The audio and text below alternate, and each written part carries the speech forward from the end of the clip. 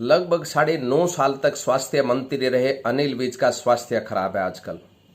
वो अपने स्वास्थ्य को दुरुस्त करवाने के लिए जो उनके कोई फ्रैक्चर आया हुआ उसको दुरुस्त करवाने के लिए वो खुद के बनाए हुए हॉस्पिटल में जा पहुंचे। हम बात करें अम्बाला कैंट की। अम्बाला कैंट के सिविल हॉस्पिटल में जाकर के जब उन्होंने वहाँ की व्यवस्था को देखा तो उनके पैरों के नीचे की जमीन खिसक गई, सरक गई।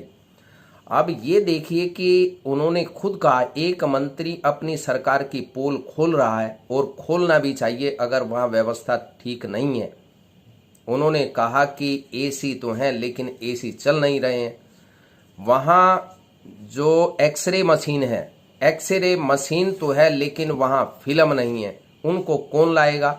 एक्सरे की मशीन को इससे अच्छा है कि उसको बाहर फेंकवा दिया जाए।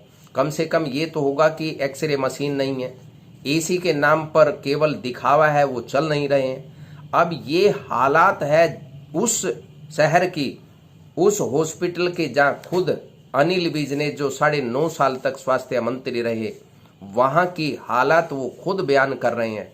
पूरे प्रदेश के हॉस्पिटल्स का क्या हाल होगा इसका शायद अंदाजा लगाया जा सकता है। स्वास्थ्य मंत्री की कोई जिम्मेदारी नहीं है क्या? स्वास्थ्य मंत्री क्या कर रही हैं? या केवल स्वास्थ्य मंत्री का काम शपथ लेकर के विधानसभा में बयान दे देना और वाहवाही लूट लेना इतना भर है? अगर एक मंत्री का इलाज अच्छे से नहीं हो पा रहा है तब एक आम जनमानस हरियाणा का बासिंदा अपना इलाज कराने के लिए हॉस्पिटल में जाएगा तो क्या वो दर दर की ठोकरें खाने को मजबूर नहीं होगा?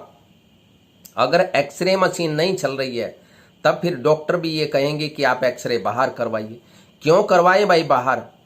क्या लोग टैक्स नहीं देते? क्या इस सरकार की जिम्मेदारी नहीं है? क्या केवल सरकार का काम रैली करना, अपने प्रोग्राम करना है? लोगों को स्वास्थ्य सुविधाएं देना सरकार का काम नहीं है? और ये हाल उस हॉस्पिटल का है जहाँ एक कद्दावर मंत्री रहता है। इसके साथ साथ जो ये खुद दावा करता है कि इस हॉस्पिटल को मैंने अपने खून से सींचा है, उस खून से सींचे हुए हॉस्पिटल में ये व्यवस्था है, तब सहज अंदाजा लगाइए कि प्रदेश के जितने भी हॉस्पिटल हैं उनकी हालत कैसी होगी। क्योंकि माननीय तो वहाँ जाते नहीं।